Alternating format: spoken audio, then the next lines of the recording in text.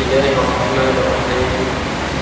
الحمد لله رب العالمين، وبه نستعين، والعاقبة للمتقين، ولا عدوان إلا على الظالمين.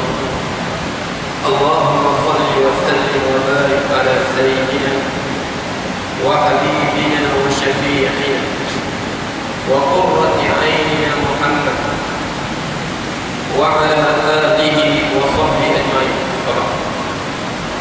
فإن خير الكلام كتاب الله، وخير الهدي محمد صلى الله عليه وسلم، وخير الأمور أوسطها، وشر الأمور محدثاتها، وكل بدعة ضلالة، وكل في النار. أعوذ بالله من الشيطان الرجيم. ولا أقول لكم عندي خزائن الله ولا أعلم الغيب ولا أقول إني ملك ولا أقول الذين تزدري أعينكم لن يؤتهم الله خيرا الله أعلم بما في أنفسهم إني إذا لمن الظالمين.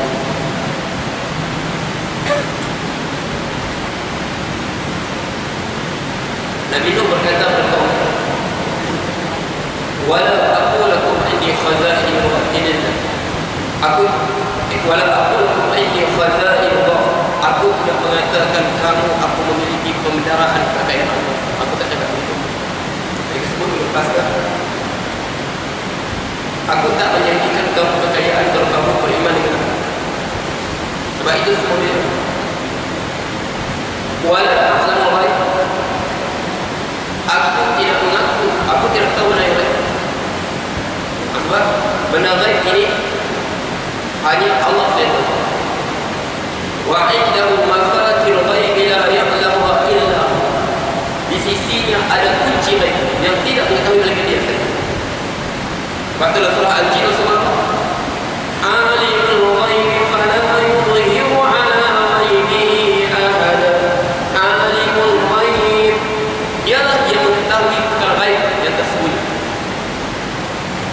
Fala yudhiru 'ala ghaibihi ahad, maka dia tidak menzahirkan gaibnya kepada sesiapa, perkara yang tersembunyi kepada sesiapa. Illa man irtada min rasul, malaikat dia buka sebagai gaib dia kepada para rasul. Contohnya Rasulullah SAW, dia telah menceritakan kepada kita apa yang akan berlaku. Itu sebagai gaib yang Allah telah bukakan untuk Rasulullah SAW. Sebab tersebut, illa man irtada min rasul, malaikat siapa diredai oleh Rasul. Jadi benda-benda yang akan berlaku akhir zaman, sebenarnya Allah sebut yushaku al-umam an yushaku an tatada alaikumul umam kama tatada al-akal ila qas'atiyah. Hampir-hampir musuh kamu akan meroyok kamu, mereka kerjakan kamu seperti mana kumpulan orang mereka menyerbu sidang makanan. Bukan begitu, malah petaka yang akan berlaku pada umat Islam. Begitu. Okay. Jadi benda-benda lain, sebagian lain Allah buka para Nabi. Tapi ada 5 perkara lain Allah tak buka kepada sesiapa. Jibril, para Rasul, para Nabi kan, 5 perkara lain ini tidak siapa pun Allah beritahu. Apa perkaranya?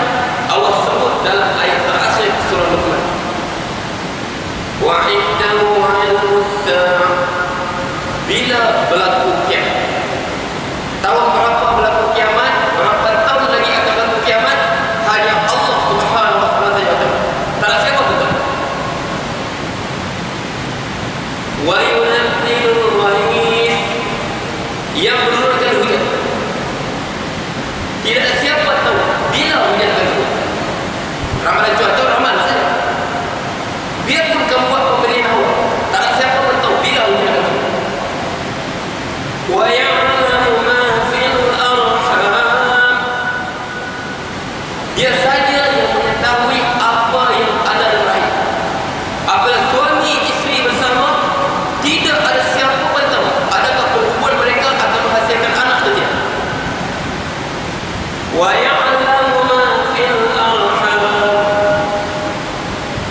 Keempat, wa ma tadri nafsum madza taksibu ghadan. Tidak ada satu jiwa pun tahu apa yang dia akan buat esok hari. Keempat, tidak ada satu jiwa pun tahu apa yang dia akan buat esok hari. Apa lagi sepanjang tahun kita akan berlaku? Tidak ada satu jiwa pun. Itu dia nak rugikan, dia nak untungkan, nak sedihkan, nak gembirakan, nak matikan hidup. Tidak ada satu jiwa pun tahu. Kita bukan macam apa perniagaan sebagai orang muda. Kalau tahu ayam ni, kalau tahu babi, tahu 50. Sebab apa? Babi banyak beranak. Banyak beranak bagi. Kalau tahu harimau, panas sikit, tak bagus sekali. Itu bukan kepercayaan kita, itu kepercayaan orang lain. Kita wa ma tadri nafsum madza taksibu ghadan. Tidak ada satu jiwa pun tahu apa yang akan berlaku esok hari. Apa yang disebut? Ada setengah kepercayaan mengarut ni. Seorang tu boleh tahu 40 hari sebelum mati, 7 hari sebelum mati, 3 hari sebelum mati, sehari sebelum mati dia tahu. Macam mana dia tahu? Sedang Allah sebut wa ma tadri nafsum madza taksibu ghadan. Tidak ada satu jiwa pun tahu apa yang dibuat esok hari. Tak ada satu seorang. Yang ada mungkin hanya sekadar firasat. Mana firasat ini gerak akan apa? Hati. Mungkin benar, mungkin tak benar. Orang mukmin besar dia benar. Sebab tu surah tu apa? Ittaqu firasatul mu'min. Takutlah firasat mukmin. Fa innahu yanzuru bi nurillah. Kerana dia melihat dengan cahaya yang mencampakkan jiwa. Pernah saya ceritakan bagaimana satu ketika Anas bin Malik radhiyallahu anhu khadam Rasulullah sallallahu alaihi wasallam. Dia masuk kepada Sayyidina Uthman radhiyallahu anhu. Dua-dua sahabat. Tiba-tiba apa Sayyidina Uthman sebut? Ayadkhulu alayya ahadukum wa fi 'ainayhi atharun min athari zina.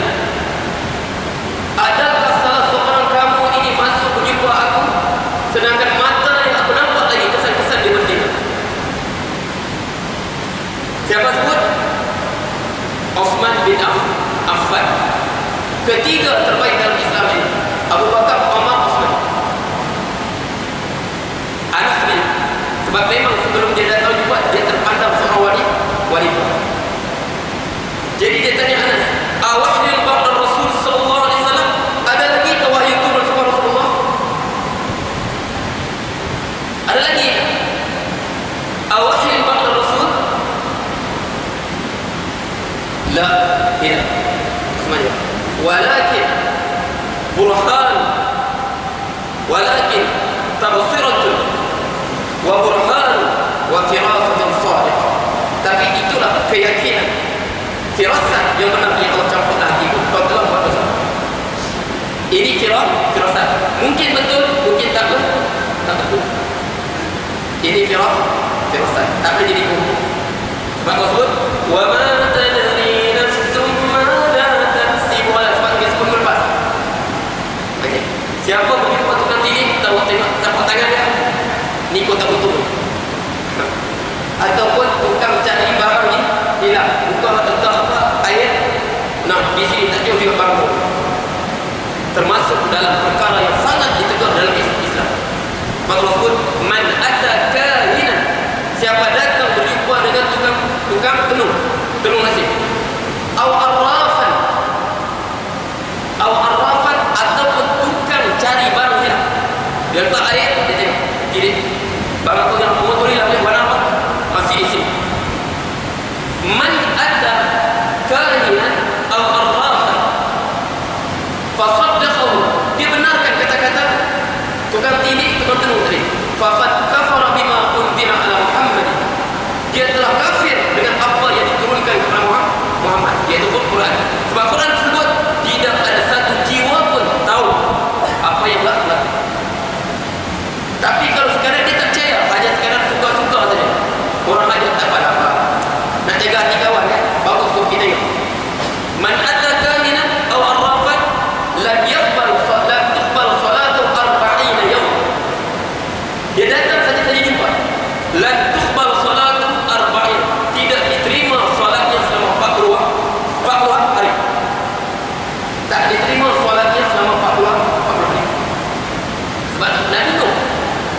ولا أقول لكم عندي خزائن الله ولا أعلم الغيب. Dan aku tidak mengetahui benda yang benar. Sebab itu hanyalah alimul ghaib yang mengetahui benda tersebut. 4. Tadi apa? Tidak seorang pun tahu apa dia akan buat esok hari. Wa ma tadri nafsun bi ayyi ardin tamut. Tidak ada satu jiwa pun tahu di mana dia akan mati. Tak ada satu jiwa pun tahu di mana dia akan mati. Ini 5 perkara ini indallaha indah, hanya di sisi Allah saja.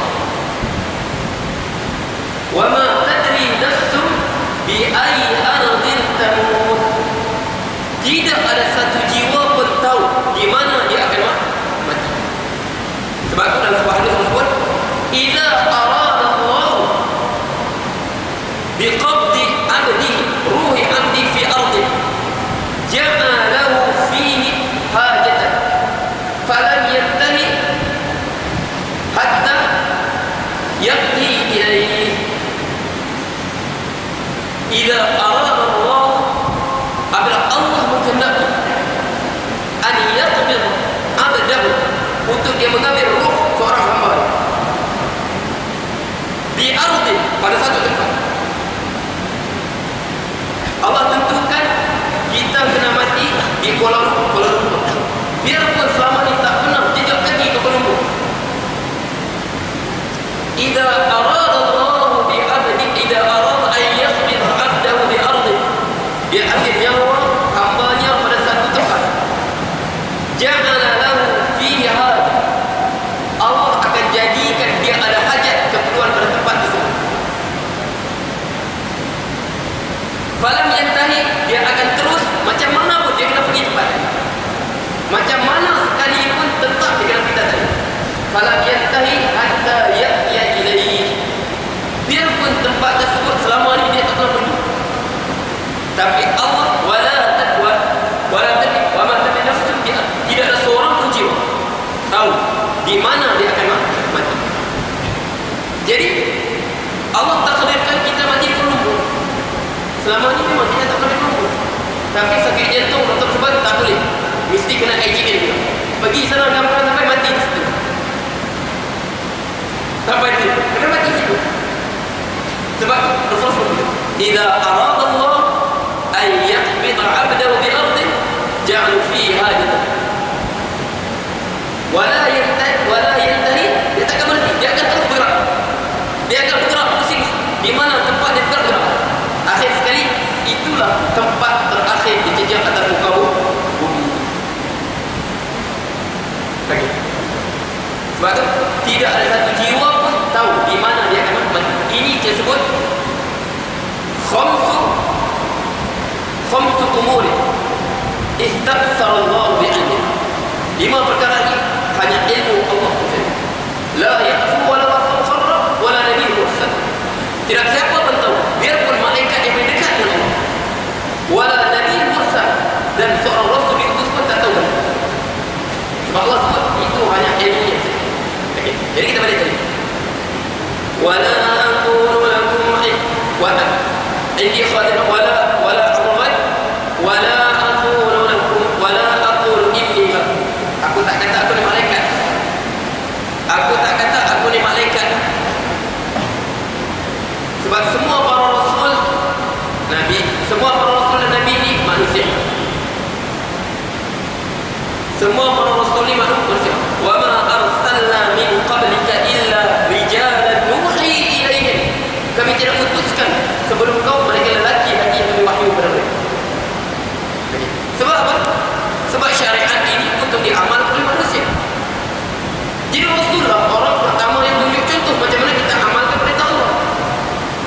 Inna Allah amara bihi al-mursal, amara bihi al-mu'minin bima amara bihi al-mursal.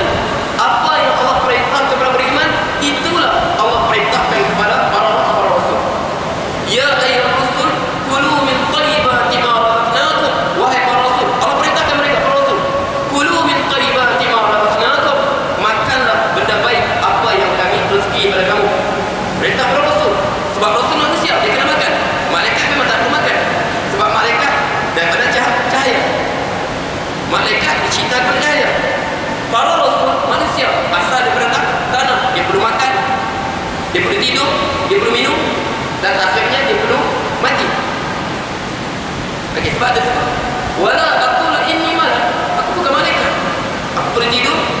Aku berminum, aku bermakan. Sebab wahyu ini, syariat ini itu manusia. Wala aqul alladhi tadri a'yunukum la yaqullahu khairan. Aku tidak berkata kepada golongan-golongan yang beriman dengan aku ini, biarpun mereka miskin, biarpun mereka terhina pada pandangan kamu, biarpun mereka ini pada kamu golongan rendahan, bawahan, Allah tidak akan membagikan kepada mereka kebaikan. Aku tak akan kata begitu. Sebab apa? Keimanan mereka, apa mereka lahirkan tadi, cukup untuk aku menghormati mereka, aku memuliakan mereka. Sebab mereka mentauhidkan Allah. Apa dia sebut lagi? Allahu a'lamu bima fi anfusihim.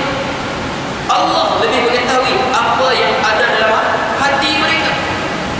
Mungkin kamu boleh cakap, mereka ni saja nak minta perhatian orang saja sebab mereka miskin, orang tak peduli, jadi mereka beriman dengan kau, mereka dapat perhatian. Itu hati mereka. Sebab itu kita jangan hukum orang sekadar apa? Okey, zahir kan? Pergi masjid, pegang tasbih, nak tunjuk alim lah tu. Jangan begitu. Allahu a'lamu bima fi anfusihim. Allah lebih mengetahui apa yang ada dalam diri mereka. Mereka menzahirkan keimanan perilaku, aku muliakan mereka. Hati mereka bukan Allah.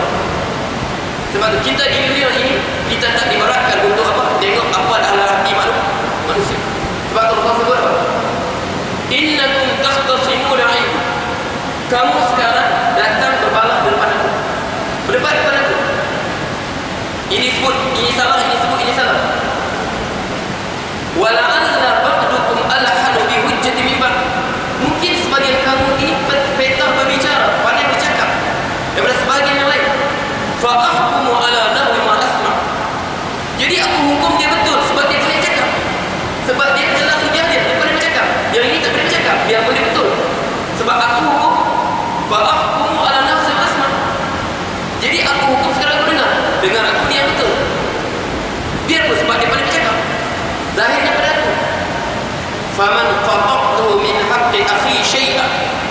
Sesiapa aku telah ambil hak saudara, aku berikan pada dia. Sebab hebatnya dia berujar.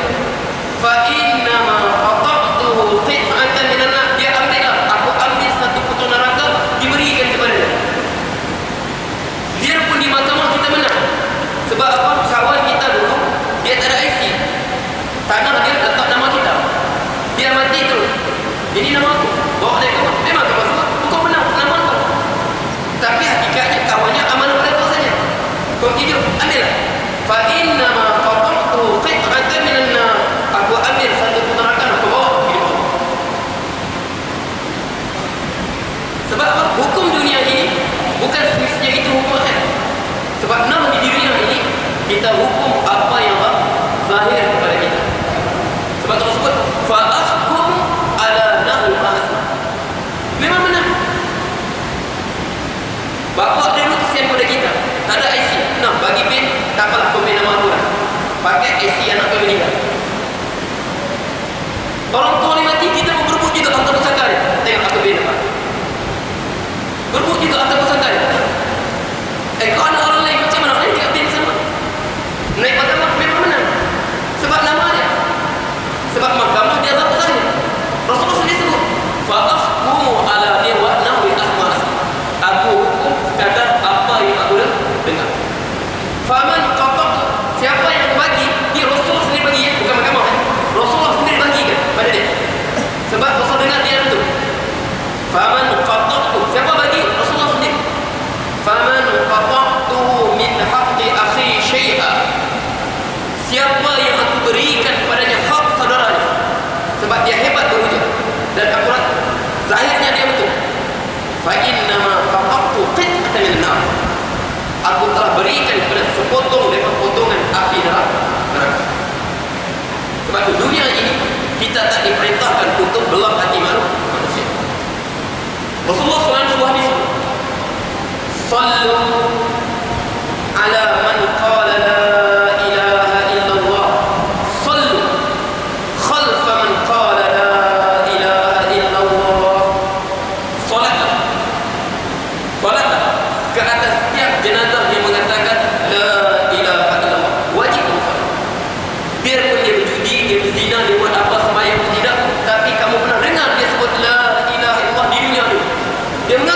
Islam.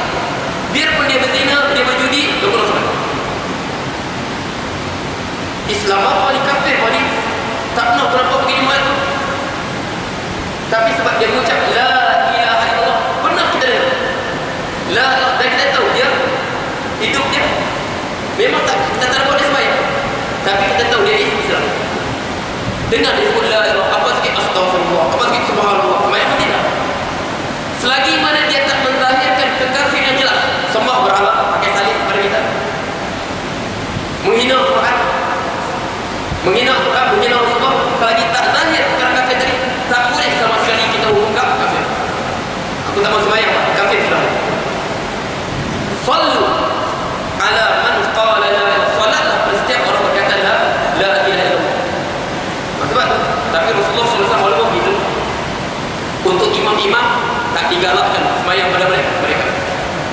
Orang tak sembahyang, berjudi semua ni, tak kenal masjid ni, imam-imamnya tak digalakkan sembahyang pada mereka. Biar orang macam dia orang juga sembahyang pada mereka. Imam-imam tak digalakkan ya. Nah, biar apa? Nah, imam-imam tak digalakkan. Orang agama, ustaz-ustaz tak di, mana tokoh agama tidak dituntut, ataupun tidak digalakkan untuk solat ke atas jenazah orang tak sembahyang, berjudi semua.